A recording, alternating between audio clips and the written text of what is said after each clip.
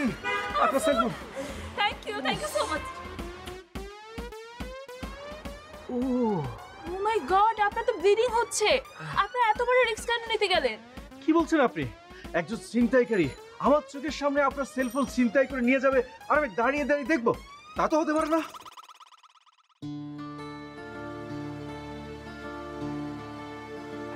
এই যে মিস্টার, এদিকে আসেন।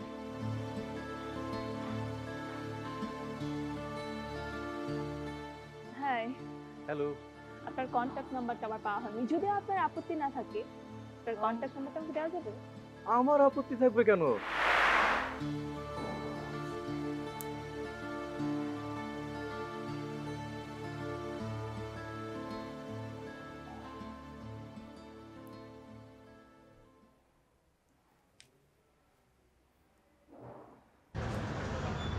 হ্যালো মাহি, আপনি কি মনে করেন?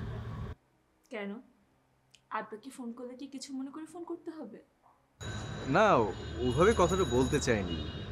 আপনি যে আমাকে ফোন দিবেন এটা নিয়ে আমি ভাবতেই পারিনি। আমি তো ভেবেছিলাম ফোনটা আপনার তরফ থেকে আসবে, অনেকক্ষণ অপেক্ষা করছিলাম। যখন দেখলাম ফোন আসছে না তখন নিজে একটা ফোন করে ফেললাম। আমাকে স্মরণ করার জন্য আপনাকে থ্যাঙ্কস। আপনি আমার জন্য এত বড় একটা রিস্ক নিয়েছেন আর আমি আপনাকে স্মরণ করবো না তা কখনো হয়? দেখুন, আমার জায়গায় অন্য কেউ হলে তাই করতো, আমি যা করেছি। না, এটা আপনি একদম ভুল কথা বললেন। সব মানুষ অন্যের উপকার করতে গিয়ে নিজের জীবন বিপন্ন করতে পারে না, আর যারা করে তারা অন্য অনেকের থেকে আলাদা। আমার সম্বন্ধে আপনার এত উচ্চ ধারণা জেনে ভালো লাগলো। যেটা সত্য সেটা তো বলতেই হবে। আসুন না, আমরা দুজন একদিন রেস্টুরেন্টে বসি। আপনি চাইলে অবশ্যই বসা যেতে পারে। তাহলে বলুন কবে বসতে চান? এখনই না বলে একটু পরে জানাই। ঠিক আছে, আপনি আমাকে জানিয়ে দেবেন। ঠিক আছে, সময় এবং স্থান আমি আপনাকে আগে থেকে জানিয়ে দেবো। এখন তাহলে রাখছি। বাই।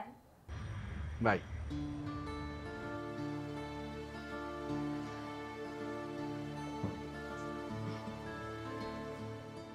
এ মাহি, ওই ছেলেটার সাথে তোরা দেখা হয়েছিল? কোন ছেলেটা মা? ওই যে যে ছেলেটা ছিনতাইকারীকে ধরতে গিয়ে আহত হয়েছিল। ও নোমানের কথা বলছো? হুম। মা আজকে না হঠাৎ রাস্তায় দেখা হয়ে গেছিল ওনার সাথে। তা ওর হাতের অবস্থা কেমন দেখলি রে? হাতে তো বলেছে একটু অল্প লেগেছে, আবার দেখলাম ব্যান্ডেজ করাও আছে।